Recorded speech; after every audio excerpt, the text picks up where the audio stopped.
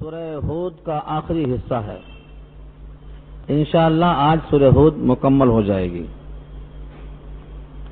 اور اس کے بعد احسن القصص جسے قرآن نے کہا ہے، پورے قرآن کریم کے تمام قصوں میں اس کو اللہ نے خود سب سے اچھا قصہ کہا ہے، وہ حضرت یوسف کا قصہ ہے جو تفصیل سے انشاءاللہ آئے گا۔ سورہ ہود کی اس آخری حصے میں نتیجہ بیان کیا گیا ہے۔ نتیجہ خلاصہ ہوتا ہے پورے کارگزاری کا۔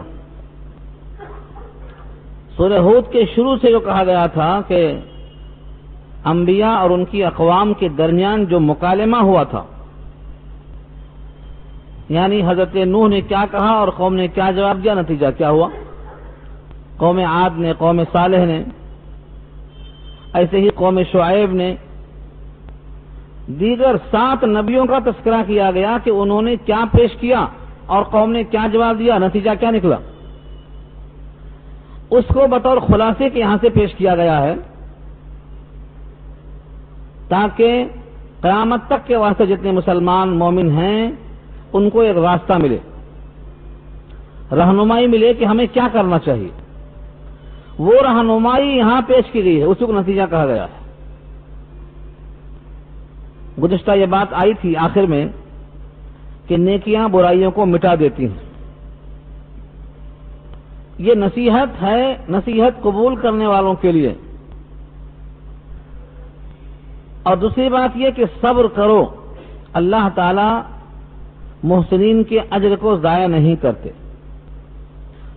2 باتیں معلوم ہوئیں، اللہ تعالی سے آپ کو مدد چاہیے تو 2 چیزوں سے حاصل ہوں گی، ایک تو صبر اور دوسرے صلاۃ۔ اوپر جسے محسن کہا ہے، وہ محسن کون ہے؟ جن کی نماز کامل درجے میں پہنچ جائے۔ اس محسن سے مطلوبہ عمل کیا ہے؟ صبر۔ ان 2 پر اللہ کی مدد ہے، ایک نیکی ضائع نہیں ہوگی۔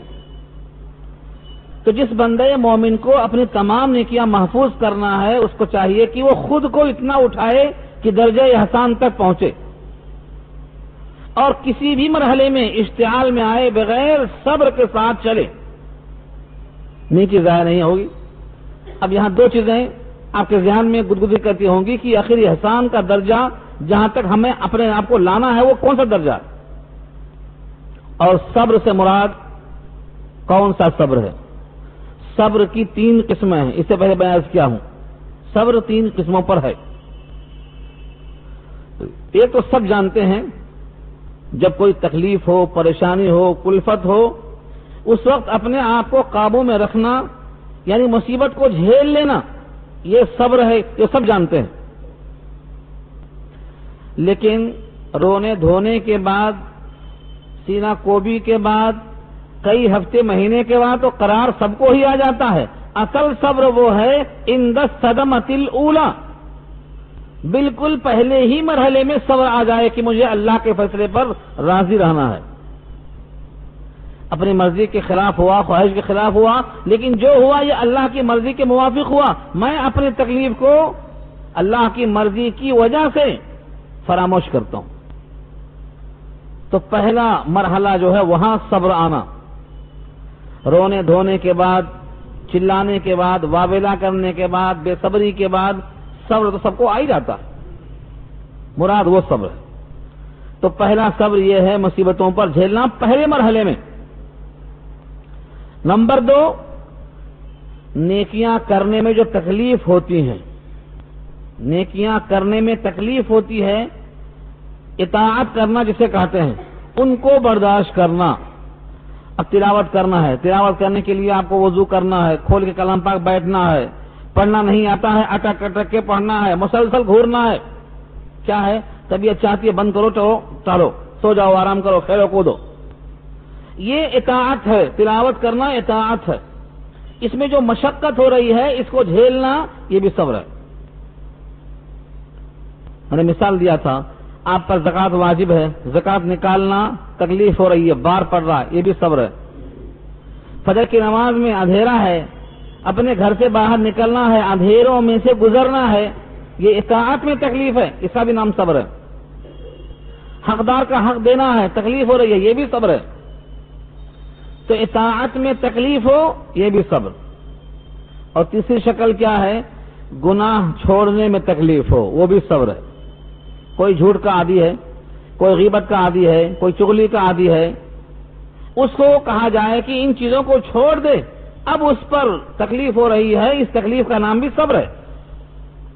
کوئی بیڑی کا عادی ہے، کوئی سگریٹ کا ہے، کوئی زردے کا ہے، کوئی پینے کا ہے، مختلف بیماریاں ہو سکتی ہیں گناہوں کی شکل میں، حسد ہے، عجب ہے، کبر ہے، نخوت ہے، سرکشی ہے، بڑائی ہے، تکبر ہے، ان تمام امراض خبیثہ کو چھوڑنے میں تکلیف ہوتی ہے، اس تکلیف کا نام بھی صبر ہے۔ تو تین شکلیں ہو گئی، ایک تو تکلیفوں پر، مصیبتوں پر صبر، ایک اطاعت پر صبر، ایک ترک معصیت پر صبر، ان تینوں کو صبر کہا گیا ہے۔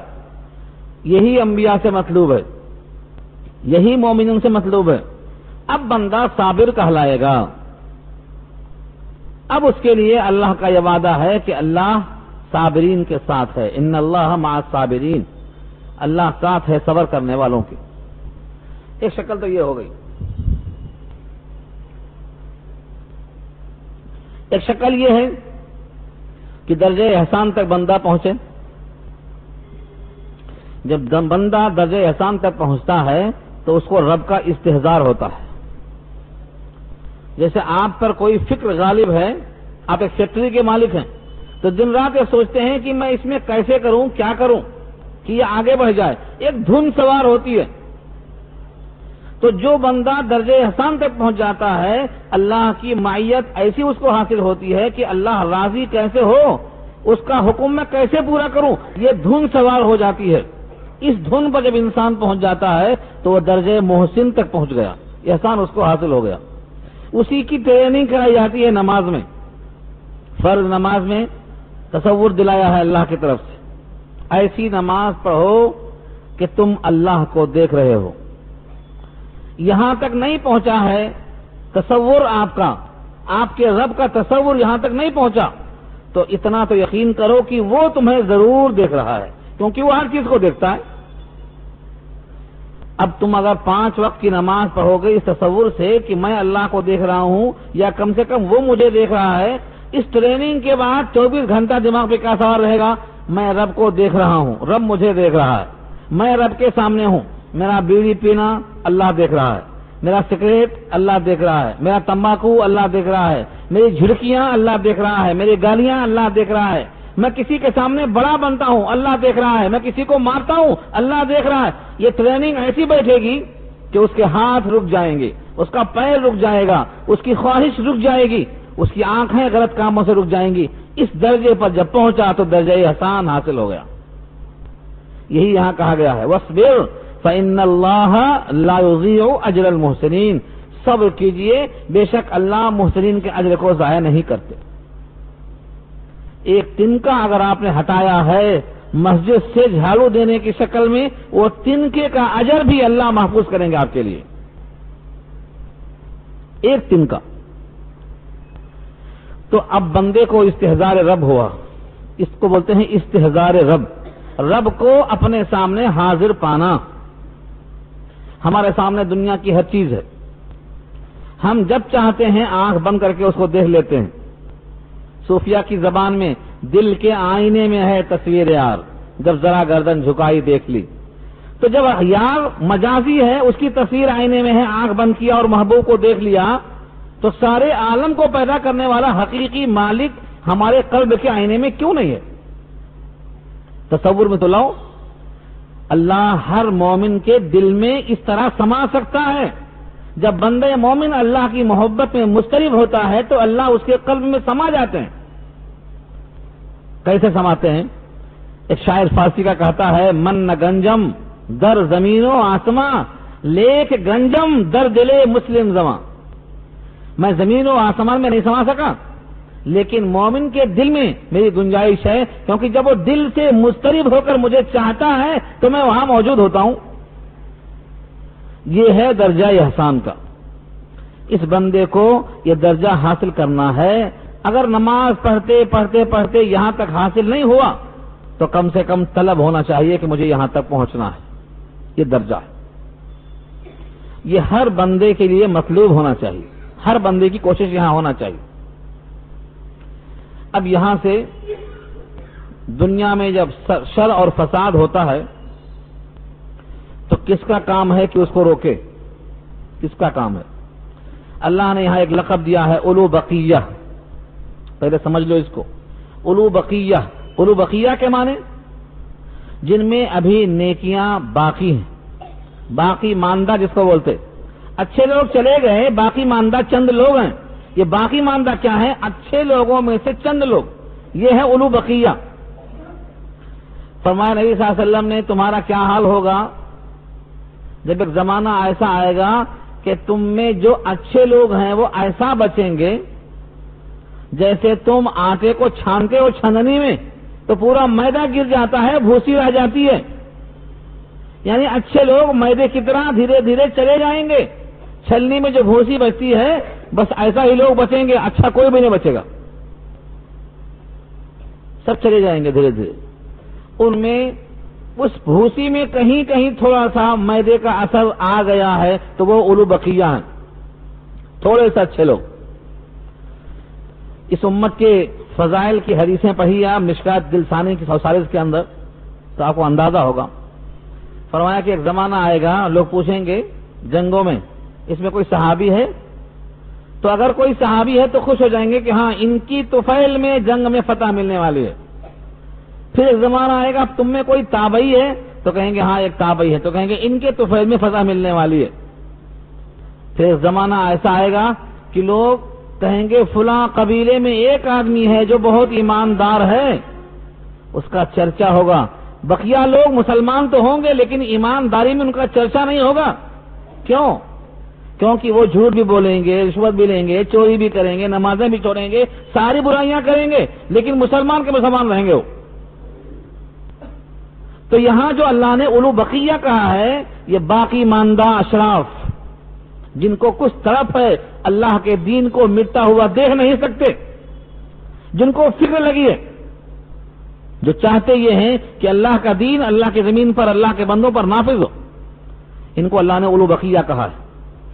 اب دیکھیے پوری آیت.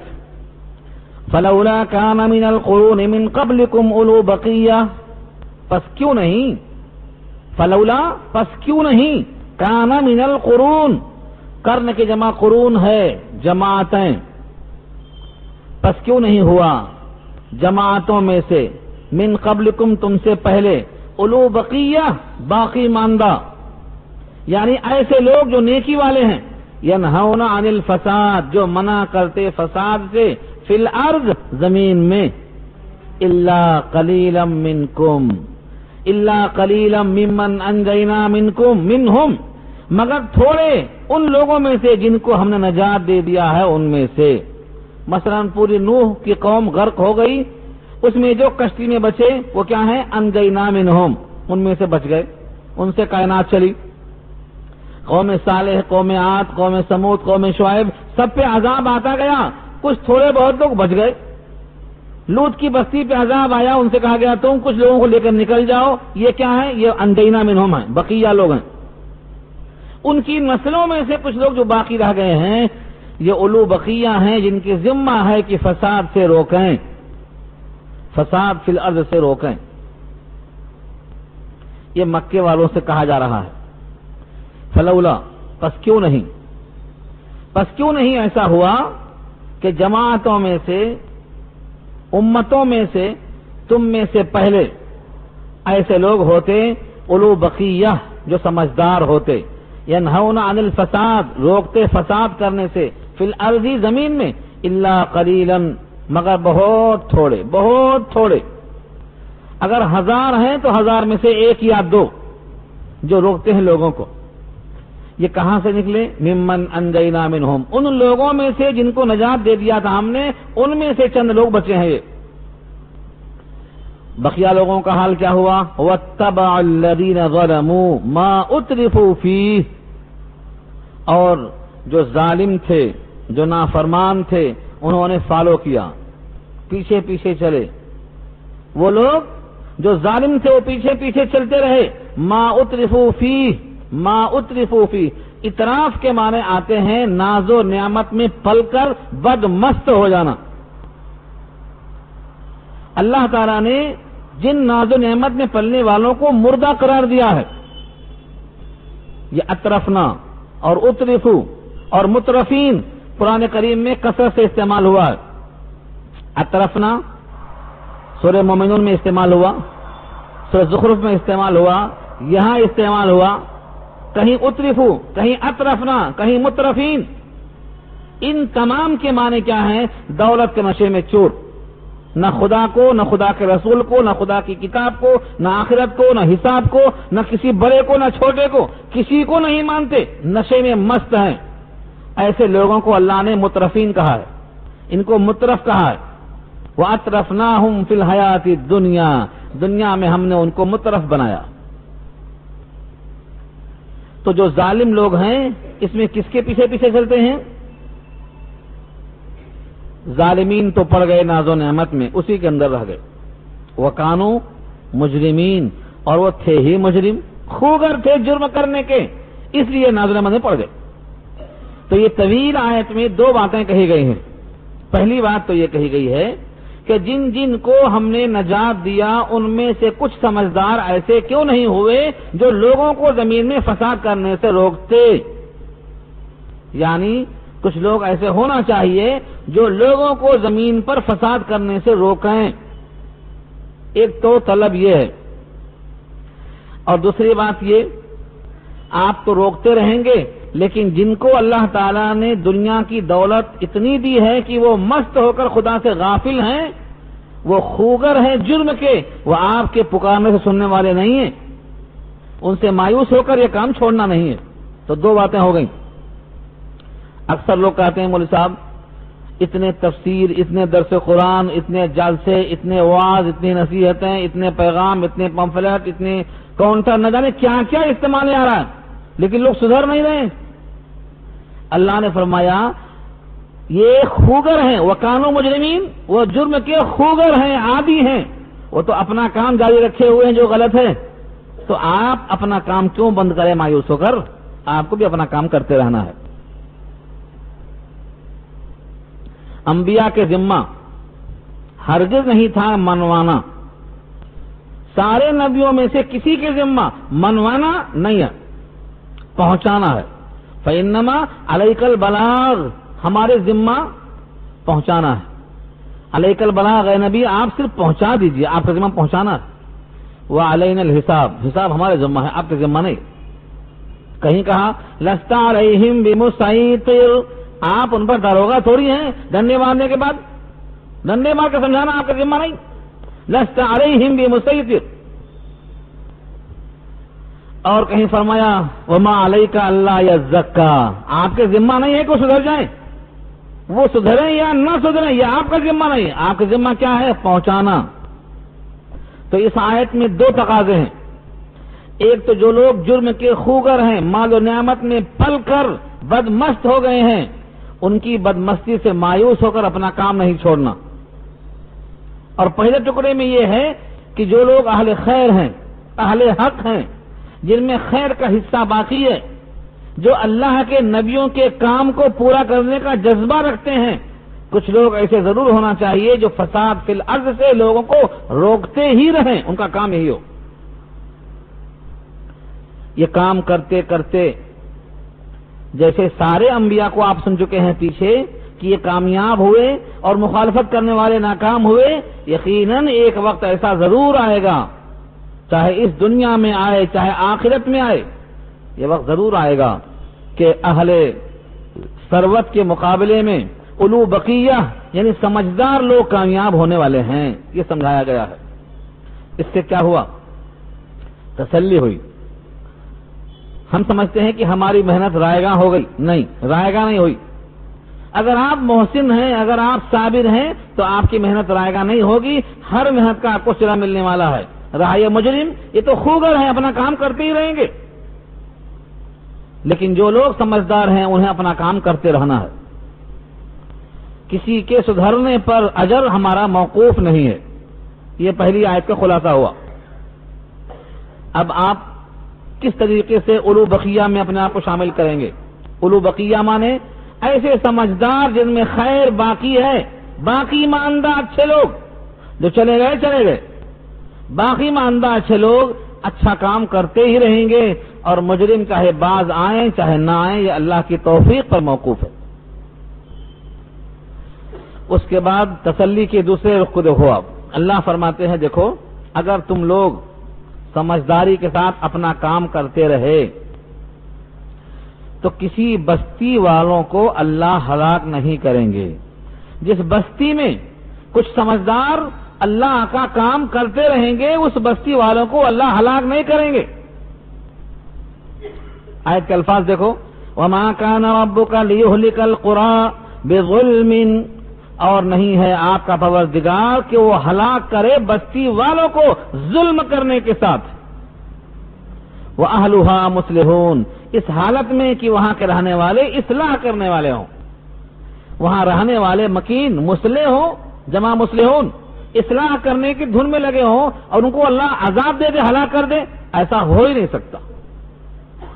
دو وقت عذاب نہیں آتا بستی والوں پر، دو وقت عذاب نہیں آ سکتا۔ ایک تو یہ کہ بستی والے اصلاح میں لگے ہوں، جیسا کہ یہاں آیا، اصلاح ہو نہ ہو اس سے فرق نہیں پڑتا، اصلاح کی کوشش میں لگے ہیں کہ نہیں لگے ہیں یہ دیکھا جاتا۔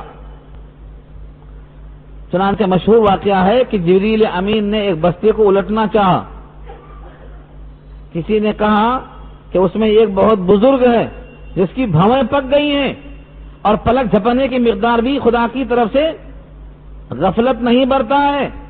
جبریل نے کہا اسی کو تو پہلے پلٹنا ہے کہ وہ خود بندگی میں لگا ہے اور بندوں سے غافل ہو کر بیٹھا ہے۔ تو اللہ تعالی یہ نہیں فرما رہے ہیں کہ تمہارے کرنے سے وہ اصلاح ہو جائے، نہیں، اگر تم اصلاح کا جذبہ رکھتے ہو تو تمہاری وجہ سے بستی والوں پر عذاب نہیں آئے گا۔ اور نمبر دو، اگر بستی والے توبہ میں، استغفار میں، ندامت میں، اللہ سے رجوع کرنے میں اپنے آپ کو لگا لیں تو عذاب نہیں آئے گا۔ وَمَا كَانَ اللَّهُ لِيُعَذِّبَهُمْ وَأَنْتَ فِيهِمْ وَمَا كَانَ اللَّهُ مُعَذِّبَهُمْ وَهُمْ يَسْتَغْفِرُونَ۔ اے نبی آپ موجود ہوں، آپ سے مراد آپ کے مشن پر چلنے والے، یعنی اصلاح کا کام کرنے والے، یہ موجود ہوں تو اللہ عذاب نہیں دے گا، اور بستی والے استغفار میں لگے ہوں تو اللہ عذاب نہیں دے گا۔ اس آیت کا مضمون بھی یہی ہے، وَمَا كَانَ رَبُّكَ، اور نہیں ہے آپ کا پروردگار، لِيُهْلِكَ الْقُرَىٰ، قرآ سے مراد اہل قرآ، قرآ جمع ہے، قریہ اس کا واحد ہے، اہل القریہ قریہ والے، اہل القرآ گاؤں والے، جمع رہا ہے اس کی، بستی والوں کو اللہ عذاب کر دے۔ بظلم، یہ بے اگر وجہ کے معنی میں ہے تو ظلم کی وجہ سے یعنی شرک کی وجہ سے، اور اگر یہ با وجہ کے واسطے نہیں ہے بلکہ ماں کے معنی میں ہے تو ظلم کے ساتھ یعنی کفر کے ساتھ، یعنی بستی والوں کے ساتھ کفر ہے تب بھی اللہ عذاب نہیں دے گا، اس حال میں کہ وہاں کے رہنے والے اس کی اصلاح کرتے ہوں۔ وَأَهْلُهَا مُصْلِحُونَ، اس آیت کی تشریح پڑھتے پڑھتے عجیب بات آئی، اللہ کی نگاہ میں ظلم ہے، کفر ہے، شرک ہے، یقیناً ان سے جہنم میں جائیں گے، ظالم، کافر، مشرک، ان کا انجام جہنم ہے، اس میں شک نہیں، لیکن کفر اور شرک کو وجہ بنا کر دنیا میں کبھی عذاب نہیں آیا، دنیا میں کبھی عذاب نہیں آیا، کفر اور شرک کا انجام جہنم ہے۔ دنیا میں جو عذاب آتا ہے یہ دنیا میں فساد کی وجہ سے آتا ہے، فساد فی الارض، جس کو ہم کہتے ہیں ظلم، حق تلفی، لوگوں میں انصاف نہ کرنا، یہ اصل عذاب کی وجہ ہے۔ یہاں اسی کو اللہ نے کہا ہے دیکھو اگر ظلم اور شرک کے ساتھ لوگ ہیں آپ کا رب ان کو ہلاک نہیں کرے گا، مگر شرط کیا ہے کہ وہ لوگ اصلاح کرنے والے ہوں، اصلاح کا جذبہ رکھتے ہوں تو عذاب نہیں آئے گا۔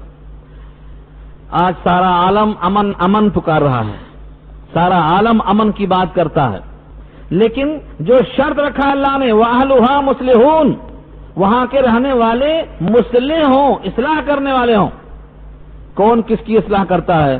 شوہر بیوی کی اصلاح نہیں کر رہا، باپ بیٹے اور بیٹیوں کی اصلاح نہیں کر رہا ہے، ماں اپنے بچوں کی اصلاح نہیں کر رہی ہے، محلے کا بڑا ذمہ دار اپنے محلے کی خبر گیری نہیں کرتا ہے، مسجد کے صدر اور متولیوں کا حال اللہ ہی جانے کیسا ہو گیا ہے۔ سارے دنیا میں ہر مسجد کا ذمہ دار الا ماشاء اللہ شاید ہی کوئی عالم ہو، شاید، جبکہ مسجدوں پر اللہ کا حکم چلانا ہے اور وہاں عالم ہی کی ضرورت ہے۔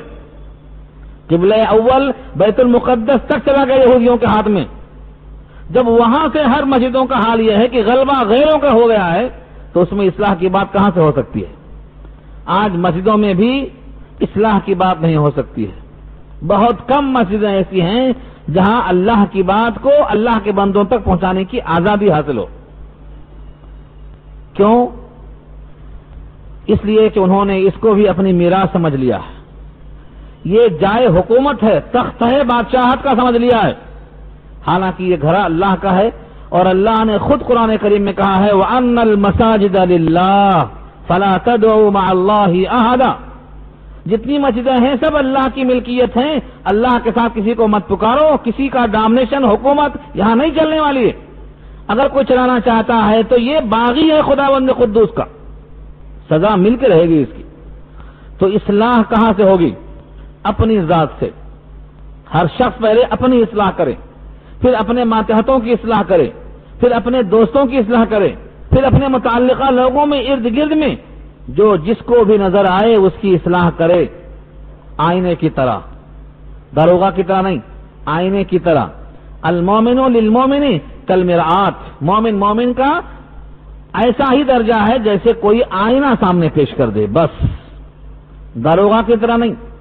ہر تنظیم کھینچی ہوئی ہے دوسرے سے، ہیں مسلمان، آپس میں تنے ہوئے ہیں، داروغہ بنے ہوئے ہیں، حالانکہ اللہ کے حبیب کا ارشاد ہے مومن مومن کا آئینہ ہے، آئینہ صرف دکھاتا ہے، لڑتا نہیں ہے۔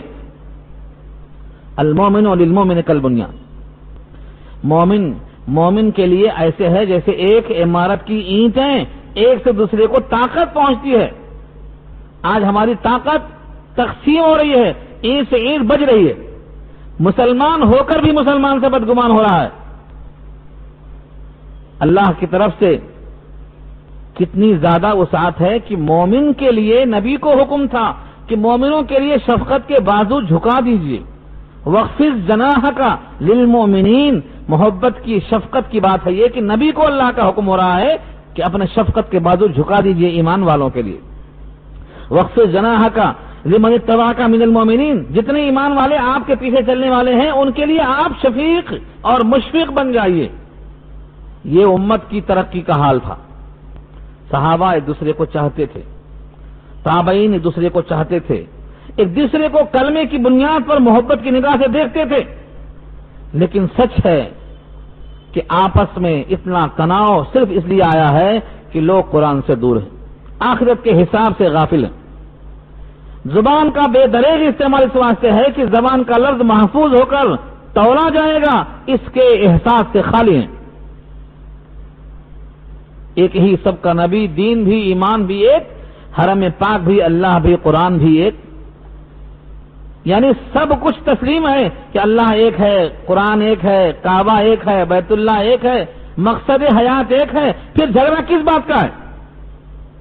صرف اپنی انا کا جھگڑا ہے، صرف اپنی انا کا، اپنی خواہشوں کی تسکین کا۔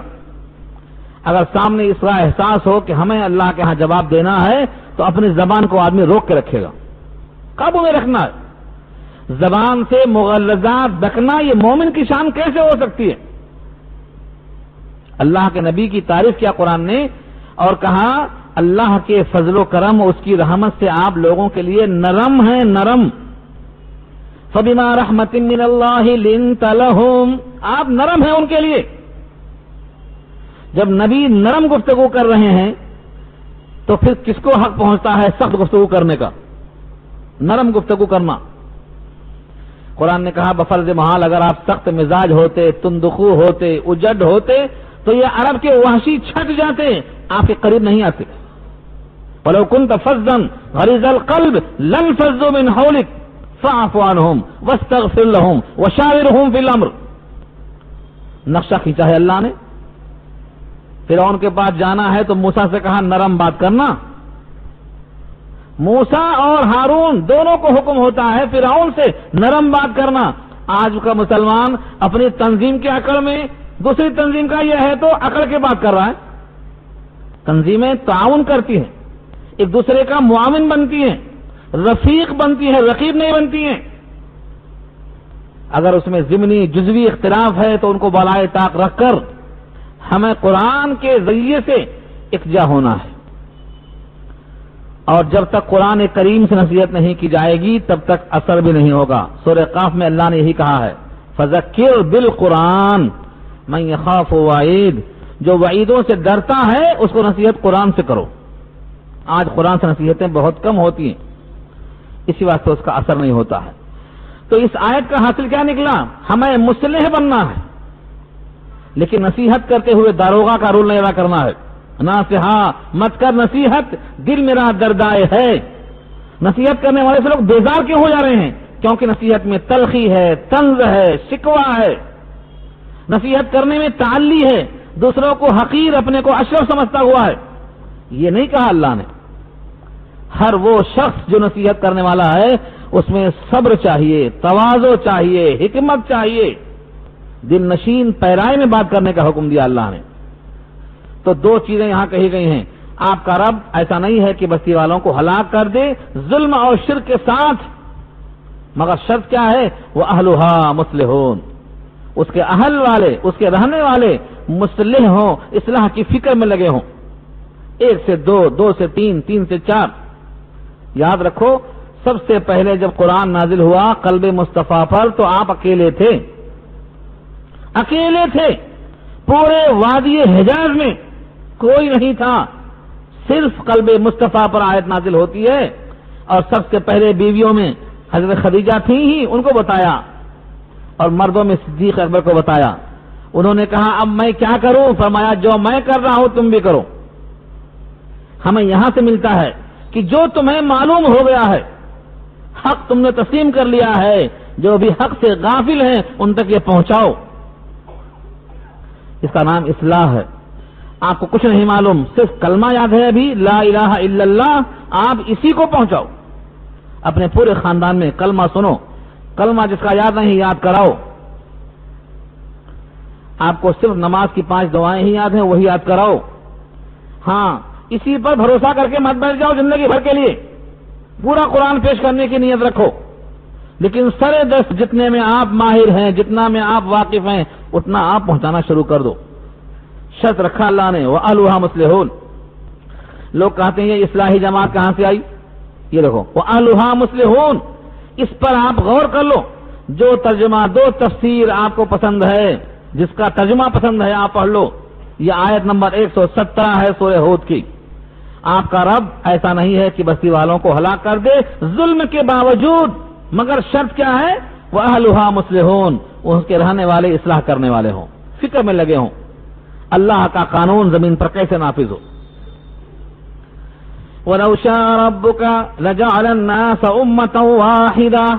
اللہ اکبر. نفسیات کا پہلو دیکھو, نفسیات. آپ سوچتے ہوں گے کہ یہ اصلاح ہم کیوں کریں؟ اللہ تعالیٰ کی تقسیم ہے. یہ تقسیم معلوم, جس کے حصے میں جو آ جائے وہ تقسیم کہلاتا ہے. قسمت کیا ہر ایک کو قسام ازل نے, جو شخص کی جس چیز کے قابل نظر آیا. بلبل کو دیا رونا تو پروانے کو جلنا, غم ہم کو دیا سب سے جو مشکل نظر آیا. اللہ فرماتے ہیں اگر ہم یہ کام کرتے تو تمہاری ضرورت نہیں تھی, ہم تو سب کے دل کو 1 منٹ میں ایک ہی لائن پہ ایسا لگا دیتے کہ کوئی دائیں بائیں دیکھتا ہی نہیں. لیکن تمہارے لیے تمہارا اجر, تمہارے لیے جنت کس بنیاد پر دی جاتی؟ تمہیں کچھ تو کرنا ہے. تمہاری کارگزاری کہاں سے ثابت ہوگی؟ دیکھو ہم نے کہا بھینس سے دودھ دینا ہے, انکار کرتی؟ نہیں کرتی. زمین سے کہا غلہ دینا ہے, انکار کرتی؟ نہیں کرتی. سورج سے کہا تمہیں روز نکلنا ہے اور ڈوبنا ہے, انکار کرتا؟ نہیں کرتا. زمین اور آسمان کے درمیان کسی بھی مخلوق کو دیکھ لو, جیسا اللہ نے پیدا کیا تھا, یوم خلق السماوات والارض, جس دن بنایا تھا اس دن سے آج تک ان میں ذرہ برابر انکار کی گنجائش ہے نہیں. ایسا لگا دیتا کہ جو پیدا ہوا مسلمان، مسلمان ہی مرا، کچھ کام کرنے کی ضرورت نہیں تھی. وَلَوْ شَاءَ رَبُّكَ، اور اگر آپ کا رب چاہتا لَجَعَلَ النَّاسَ، تو کر ڈالتا لوگوں کو امۃ واحدہ، ایک ہی جماعت. لیکن نہیں، اللہ نے نہیں چاہا. تمہاری کارگزاری، تمہاری محنت، تمہارا عزم، تمہارا حوصلہ تمہیں آخر چیک کرنے کے لیے کہ یہ مجاہد ہے کہ مجاور ہے، اپنا ہے کہ غدار ہے، یہ اپنے نبیوں کے نقش قدم پر مشقت جھیلنے والا ہے یا آرام طلب ہے، یہ فیصلہ کیسے ہوگا؟ اللہ فرماتے ہیں وَلَا يَزَالُونَ مُخْتَلِفِينَ، اور ہمیشہ لوگ اختلاف کرتے ہی رہیں گے. تم کتنا ہی کوشش کر لو 73 فرقے ہو کے رہیں گے. اس امت کے لیے 73 فرقے. فرمایا بنی اسرائیل میں 72 فرقے تھے اور تم میں 73 فرقے ہوں گے، اور 72 جہنم میں جائیں گے، ایک جنت میں جائے گا. ہم اور آپ ہوتے تو بولے 72 کے نام بتائیے مولوی صاحب، 72 کے نام بتائیے. لیکن صحابہ نے نہیں کہا 72 کے نام بتائیے، یہ کہا کہ وہ جو جنت میں جائے گا وہ کون ہوگا. فکر دیکھو کون ہوگا. سب کے سب جہنم میں جائیں گے، 73 کے اندر سے ایک جائے گا جنت میں. صحابہ نے پوچھا وہ کون ہوگا؟ آقا نے فرمایا من اطاعنی دخل الجنہ ومن عصانی فقد ابا. بخاری کے الفاظ ہیں کل امتی يدخلون الجنة الا من ابا قیل ومن ابا یا رسول اللہ قال من اطاعنی دخل الجنہ ومن عصانی فقد ابا. میری تمام امت، جتنے میرے امتی ہیں، جتنے میرے فالوورز ہیں، جتنے میرے پیچھے چلنے والے ہیں، جتنا مجھے یقین کے ساتھ ماننے والے ہیں، وہ سب جنت میں جائیں گے سوائے اس کے جس نے انکار کیا. صحابہ نے پوچھا کس نے انکار کیا؟ کہا جس نے میری نقل کی، من اطاعنی، میری اطاعت کی، میرے نقش قدم پر چلا، ہو بہو میری طرح چلا، وہ داخل ہوگا جنت میں. اور جس نے انکار کیا میرے ساتھ چلنے میں، وہی ہے انکار کرنے والا. نبی نے 5 وقت نماز پڑھی، یہ نماز پڑھنے سے انکار کر رہا ہے، آسانی میں آتا ہے. یہ اللہ کے نبی نے اللہ کے بندوں تک اللہ کا پیغام 23 سال میں کبھی نازل نہیں کیا، روز پہنچایا، اور یہ کبھی نہیں پہنچاتا ہے. یہ انکار ہے. قرآن نے کہا وَإِن تُطِيعُوهُ تَهْتَدُوا، تم اگر نبی کی اطاعت کر لو ہدایت پا جاؤ گے. جو جو کام نبی نے کیا ہے تم بھی کر لو. ہم تو انتظار کرتے جب بہت پیسہ آ جائے گا، کھانے کی بے فکری ہو جائے گی، بس آتا رہے گا، لوگ کھاتے رہیں گے، تب ہم کلام پاک لے کے پھریں گے. ہاں نبی نے ایسا کیا ہے؟ نبی نے ایسا نہیں کیا. وہ تو کہتے تھے یا اللہ مجھے اتنا دے کہ میں ایک وقت کھاؤں تیرا شاکر بندہ بنوں، اور ایک وقت فاقہ کروں تیرا صابر بندہ بنوں. لیکن قرآن کریم میں ناغہ کبھی نہیں کیا آپ نے. تہجد میں ناغہ صرف چند راتیں ملتی ہیں بخاری میں، جب انگلی زخمی ہو گئی تھی، چند راتیں، ورنہ ہر رات کھڑے ہیں اللہ کے سامنے. فَإِذَا فَرَغْتَ فَانْصَبْ وَإِلَىٰ رَبِّكَ فَارْغَب. دن میں کام کر رہے ہیں اور رات میں اللہ کے سامنے پیش کر رہے ہیں میں نے آج یہ کیا، قبول کر لو. کبھی کہا عمر کو جھولی میں ڈال دو، کہا 2 امر ہیں، ان 2 میں سے ایک اسلام کو دے دو جس سے طاقت پہنچے گی اسلام کو. دن میں کام کرتے ہیں، رات میں اللہ سے مانگ کر آرام کرتے ہیں. یہ جذبہ، یہ ہے اطاعت. تو یہ مت سمجھو کہ اللہ قادر نہیں ہے، وہ تنہا جو چاہے کر سکتے ہیں، لیکن کارگزاری میں ہم کو شریک کر کے ہمارا اجر مستحکم کرنا چاہتے ہیں. خوش نصیب ہے وہ انسان جس سے اللہ کام لے لیں. سب سے کام نہیں لیتے. انبیاء سے کام لیا، انبیاء خوش نصیب ہیں نہیں ہیں؟ بولو بھائی، خوش نصیب ہے نا؟ صحابہ سے کام لیا، خوش نصیب ہے نہیں ہے؟ تابعین سے کام لیا، وہ خوش نصیب ہے کہ نہیں ہے؟ تو خوش نصیب وہ ہیں جن سے اللہ کام لے لیں. اور جو کام نہیں کرتا یہ مت سمجھے کہ میں نہیں کرتا ہوں، بلکہ کبھی کبھی سوچے اللہ نے مجھ سے کام نہیں لیا. جیسے بادشاہ چنتا ہے اپنے خادموں کو، لائن سے لگے ہیں، کس کو چنیں گے اپنی خدمت کے لیے؟ جس کو بادشاہ چن لے کہ میری خدمت کے واسطے تو آ جا، وہ کہے گا واہ میرا انتخاب ہو گیا، میں تو بادشاہ کا خادم منتخب ہو گیا. علامہ سعدی نے اسی کو کہا ہے منت منہ کہ خدمت سلطان ہمیں کنی، منت شناش ازو کہ بخدمت بداشت تک.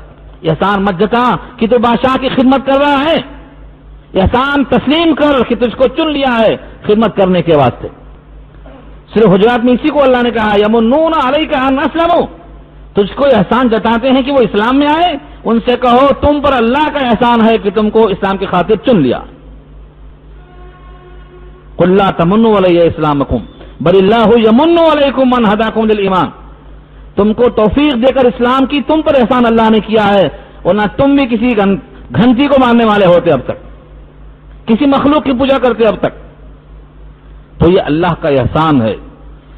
اپنے آپ کو سوچو کہ میں اللہ کے کام میں کب سے لگوں گا، کیسے لگوں گا۔ کل پہ ادھار نہیں کرنا، آج سے شروع کر دیں گے۔ کرو بھائی، تیار ہے سب لوگ؟ آج سے ہی کام کرنا ہے، کم سے کم اپنے گھر میں جائزہ لینا ہے۔ تو جب بندے اللہ کا پیغام عام کریں گے تو ان کو اجر ملے گا، ورنہ نبیوں کی بھی ضرورت نہیں ہوتی۔ اگر اللہ چاہتے تو سارے لوگوں کے دل ایسا موڑ دیتے کہ سارے انسان ایک امت بن جاتے۔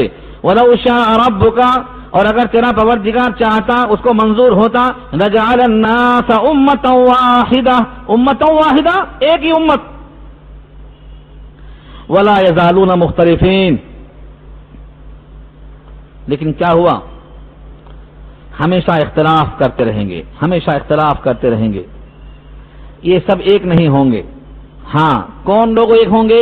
اللہ سے اس کا اللہ نے استثناء کر دیا، الا من رحم ربک، الا من رحم ربک، جس پر تیرے رب کا رحم ہو گیا یہ اختلاف سے بچ کر ایک جٹ ہو جائیں گے، ایک قرآن کو، ایک اللہ کو، ایک قبلہ کو، ایک بیت اللہ کو تسلیم کر لیں گے۔ نبی صلی اللہ علیہ وسلم کا ارشاد ہے جن میں 3 صفتیں پائی جائیں وہ ہمارے ایک ہیں، اختلاف کرنے کی گنجائش نہیں ہے۔ من صلی صلاتنا، من صلی صلاتنا، جو نماز پڑھے ہمارے نماز کی طرح، وَأَكَلَ ذَبِيحَتَنَا، اور ہمارا ذبیحہ حلال سمجھ کر کھائے، اور ہمارے قبلے کو قبلہ تسلیم کرے، یہ 3 شرطوں کے ساتھ وہ ہمارا ہے۔ اب تفریق کی گنجائش نہیں ہے۔ لیکن یہ بنیاد تو بہت دور چلی گئی، باتوں میں، چھوٹی چھوٹی باتوں میں ہم گھور کے دیکھتے، چھوٹے چھوٹے عمل کو دیکھتے جو لوگوں کے بنائے ہوئے ہیں، خدا کی کتاب میں نہیں ملنے والے ہیں۔ اللہ کی کتاب میں وہ نشانیاں، وہ فارمولے، وہ علامتیں، وہ پتھر نظر نہیں آئے گا جس کو دیکھ کر لوگ گھور رہے ہیں آج لوگوں کو۔ یہ ایسا نہیں کیا تو ایسا ہے، ایسا نہیں کیا تو ایسا ہے۔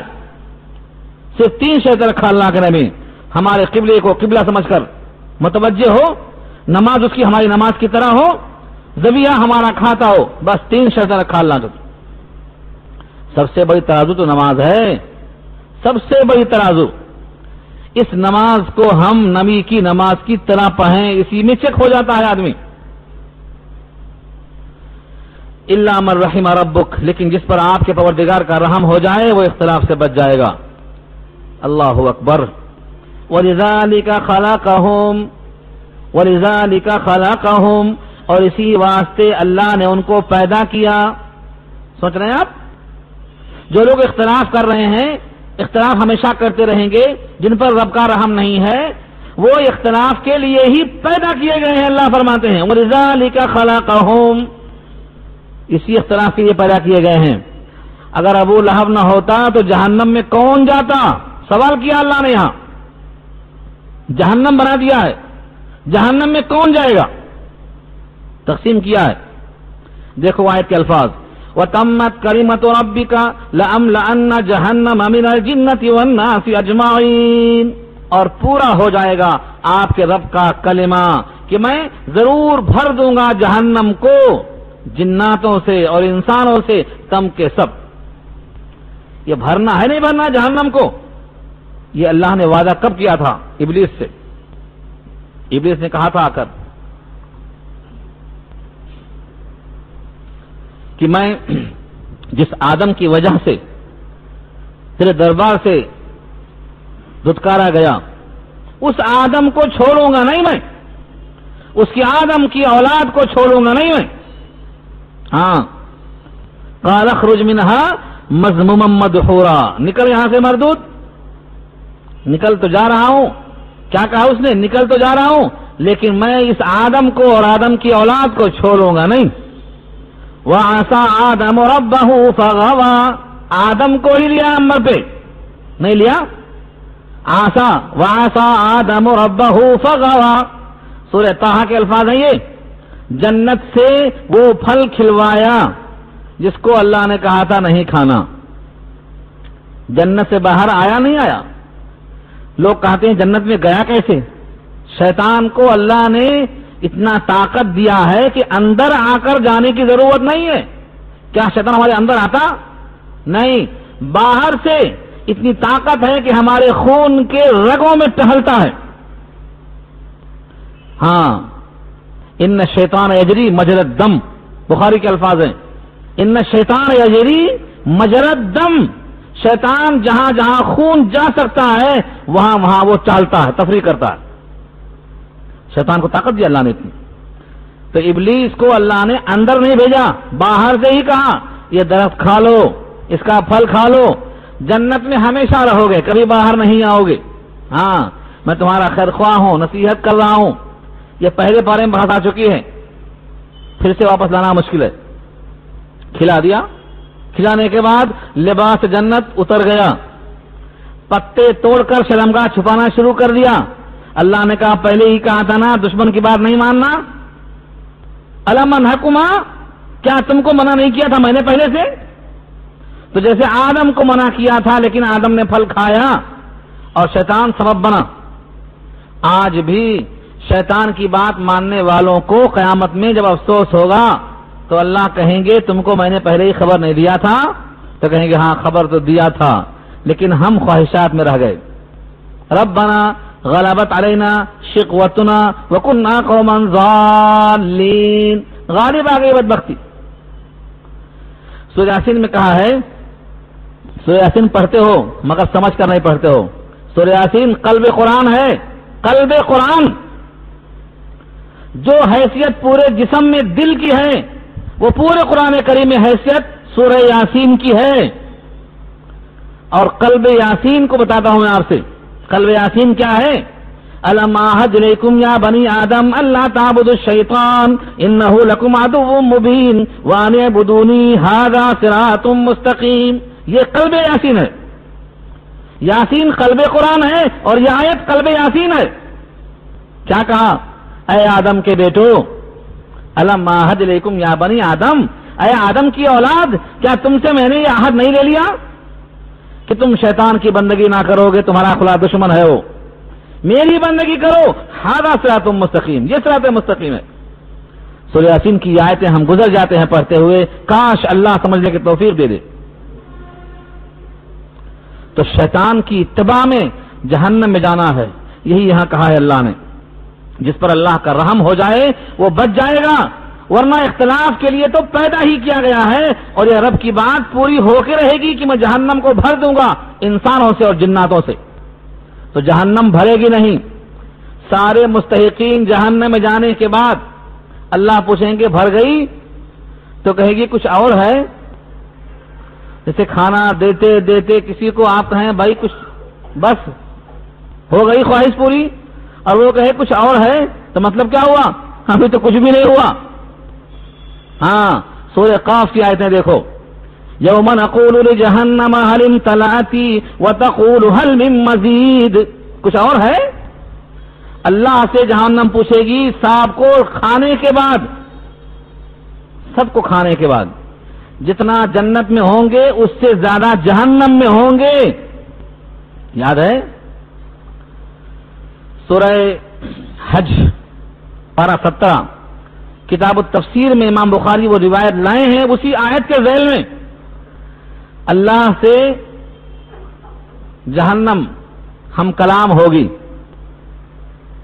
اور اس وقت اللہ تعالیٰ کہیں گے آدم سے کہ جہنم کا حصہ نکال دو اپنی اولاد میں سے. ہاں اچھا سن لو اس کو، بخاری کھول کے دیکھ لینا.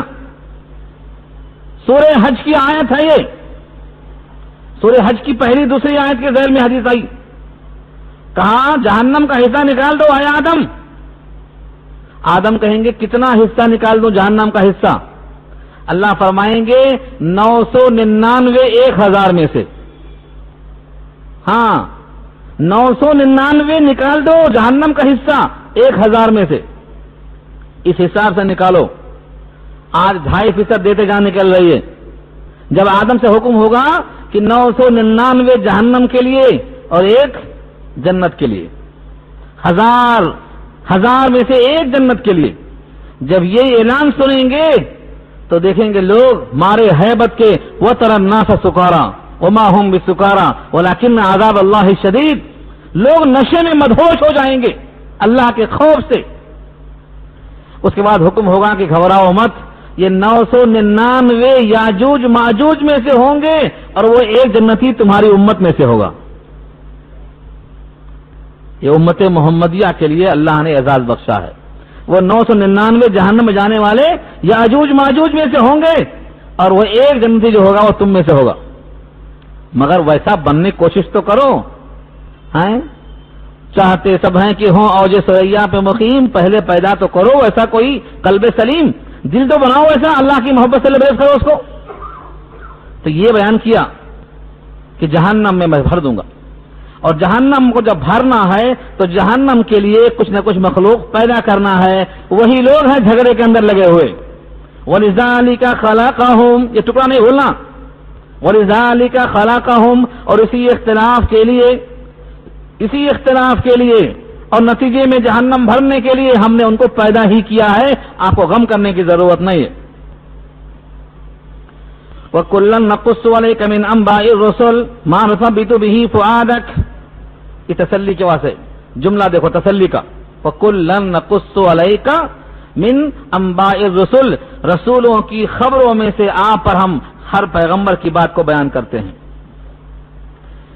کلن سے مراد ہر پیغمبر نہیں، بلکہ جن پیغمبروں کو ہم بیان کر رہے ہیں پہلے ہی قرآن نے کہہ دیا ہے کہ کچھ کے تذکرے قرآن میں ہیں. منہم من قصصنا علیک ومنہم من لم نقصص علیک. کچھ نبیوں کے قصے ہم بیان نہیں کریں گے قرآن میں، اور کچھ کے ہم بیان کریں گے. اور جن کے بیان کریں گے ان میں سے جس قصے کو ہم بیان کر رہے ہیں وہ کیوں بیان کر رہے ہیں؟ ما نثبت به فؤادک، جس سے آپ کا دل جمعی ہو، آپ کے دل کو تقویت ہو، آپ کا دل مضبوط ہو. تسلی ہے نبی کے لیے. کیا تسلی ہے؟ کہ نبی بالآخر کامیاب ہوں گے، مخالفت کرنے والے بالآخر ناکام ہوں گے، نبیوں کو چاہنے والے انشاءاللہ کامیاب ہوں گے. تسلی ہوگی. ما نثبت به فؤادک، فؤاد دل، نثبت ثابت قدم رکھیں گے ہم. وجاءک فی ہذہ الحق، اور آ گیا آپ کے پاس یہ حق یعنی یہ مضمون پورا جو آپ سن چکے ہیں. وموعظۃ، اور نصیحت، وذکریٰ، اور خیر خواہی کی بات، للمؤمنین، ایمان والوں کے لیے. یہ پورا واقعہ جو سنا آپ نے سورہ ہود میں مسلسل 7-8 رکوع میں، یہ کیا ہے؟ اس میں حق ہے، اس میں نصیحت ہے، اس میں یاد دہانی ہے. لیکن شرط ہے ایمان والوں کے لیے. بقیہ تو کیا حال ہے؟ جن میں ایمان کا ذرہ نہیں ہے ان کے لیے پورا قرآن بھی کافی نہیں ہے. بھینس کی مثال دی ہے. بھینس کے آگے بین بجاؤ، بھینس صحیح پہ گھرا ہے، بجاتے جاؤ بین، بھینس کو اثر ہی نہیں ہوتا. ہاں سانپ ہے تو ناچتا. تو ایمان اگر ہے تو ان آیتوں پر رقص کرے گا، اور ایمان نہیں ہے تو اس پر یہ آیتیں کوئی اثر نہیں کریں گی.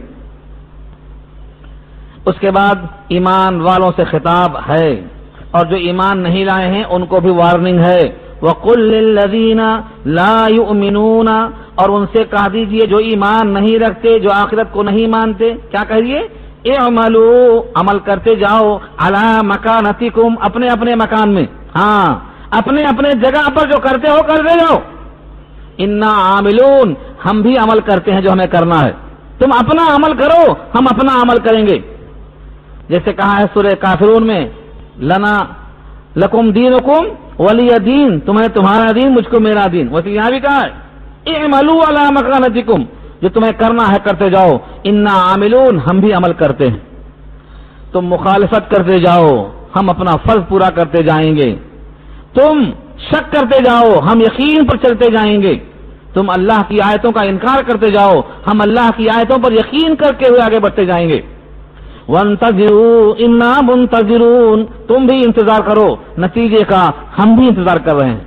انتظار، وانتظروا انا منتظرون، یہ دونوں باتیں کہی گئی ہیں۔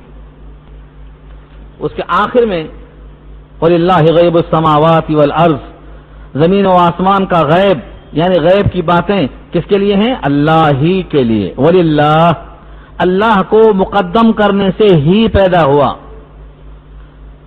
ہاں، غیب آسمان اور زمین کے غیب کی باتیں اللہ ہی کے لیے ہیں۔ یہ ہی کہاں سے آیا؟ للہ کو مقدم کرنے سے آیا۔ وَلِلَّهِ غَيْبُ السَّمَاوَاتِ وَالْأَرْضِ، زمین و آسمان میں جو باتیں چھپی ہوئی ہیں سب اللہ کے علم میں ہیں۔ تمہارا عمل بھی اللہ کے علم میں ہے، ہمارا عمل بھی اللہ کے علم میں ہے، تمہارا انتظار ہمارا انتظار سب اللہ کے علم میں ہے۔ وَإِلَيْهِ يُرْجَعُ الْأَمْرُ كُلُّهُ، اور سارے معاملات سب کے سب اسی کی طرف لوٹنے والے ہیں، سب پیشی وہی ہوگی۔ وَإِلَيْهِ يُرْجَعُ الْأَمْرُ كُلُّهُ، جتنے بھی معاملات ہیں سب کی پیشی اللہ کی جناب میں ہوگی۔ فَاعْبُدْهُ، اسی کی بندگی کرو۔ یہ خطاب ہے اللہ کے نبی کو، فَاعْبُدْهُ، بندگی اسی کی کرو۔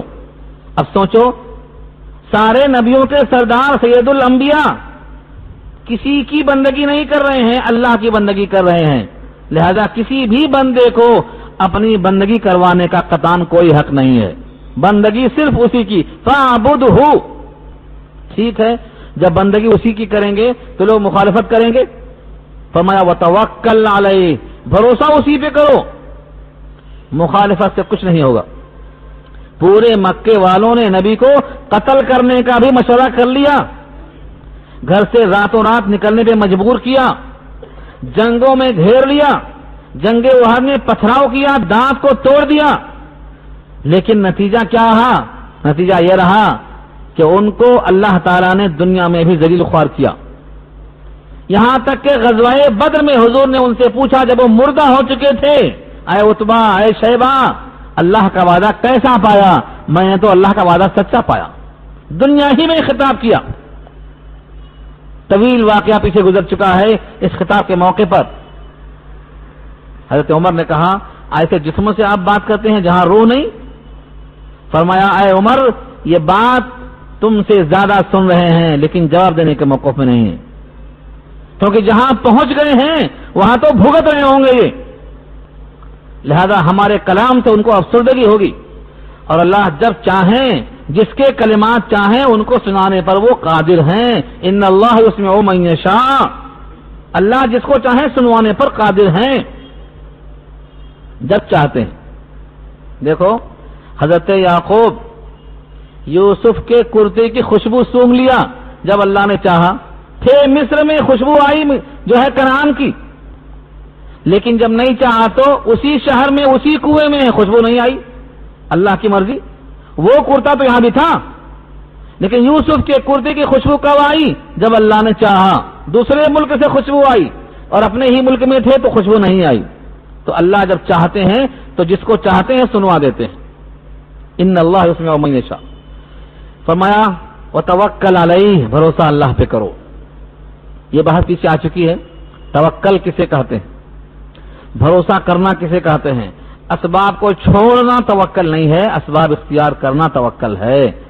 لیکن اگر کوئی صدیق اکبر کے مقام تک جا کر سوچ رہا ہے کہ انہوں نے تو پورا کپڑا اتار دیا تھا خدا کے راستے میں، ایسا ایمان اگر مضبوط ہے تو وہ توکل کیا جا سکتا ہے، اور ویسا اگر مضبوط ایمان نہیں ہے، آج پورا دے دیں گے کل مانگتے پھریں گے لوگوں سے، تو ایسا کرنے کا حکم نہیں ہے۔ وتوکل علیہ وما ربک بغافل عما تعملون، اور آپ کا پروردگار ان تمام کاموں سے غافل نہیں ہے جو وہ کر رہے ہیں، جو تم کر رہے ہو، تم کر رہے ہو، تمہارے کاموں سے اللہ غافل نہیں ہے، اللہ پوری طرح باخبر ہے۔ یہاں پر سورہ ہود مکمل ہو گئی اللہ کے فضل و کرم سے۔